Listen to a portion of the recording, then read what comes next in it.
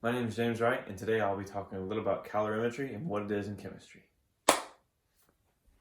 So, in summary, calorimetry is used to measure the energy of a reaction by measuring the change in heat with the temperature probe of a reaction and determining if it is exothermic, it releases heat and becomes hotter, or endothermic, absorbs heat and becomes cooler.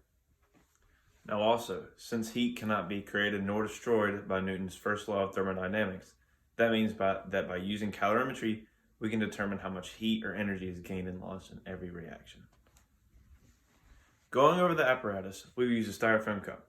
Styrofoam cups are great for calorimetry because they're great insulators of heat. And we'll use not one, but two styrofoam cups. Using two will better our experiment and reduce the amount of heat released into the environment. In addition to the two styrofoam cups that we're using, we will also use a lid, a temperature probe, and a stir bar. So, by adding the stir bar into our solution, this will allow our solution to better mix and make sure our data is accurate.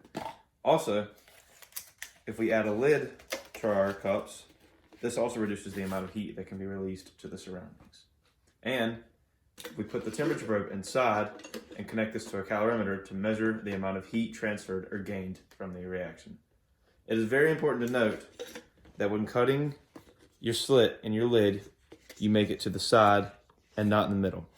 This is because as the stir bar is working and the stir is going, the water will go into a vortex-like shape, and the middle will go down, pushing all the water to the sides.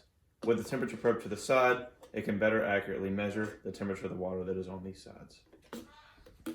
A common calorimetry example is mixing together water with a solution of calcium chloride.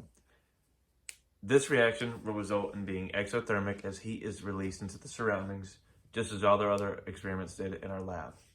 So, with our correct apparatus, we will place our sample of water into our calorimetry setup and place the stir bar and begin stirring. Once the stirring is complete, we will remove the lid of the cups, add our solution of calcium chloride, and quickly place the lid back on so a lot of heat cannot escape. In addition, for safety reasons, it is important to note that one should use chemically approved lab gloves for the experiment, so this way no solution like the calcium chloride will get directly on our hands.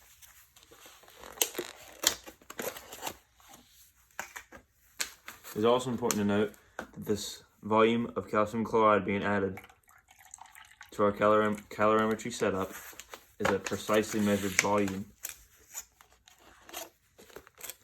Finally, we will observe the temperature change of the reaction for a certain time limit or until the reaction is complete. This will therefore give us the overall temperature change of the reaction, and we can determine if the reaction was exothermic or endothermic. Thank you for watching my video on calorimetry, and I hope you enjoyed the video just as much as I did making it.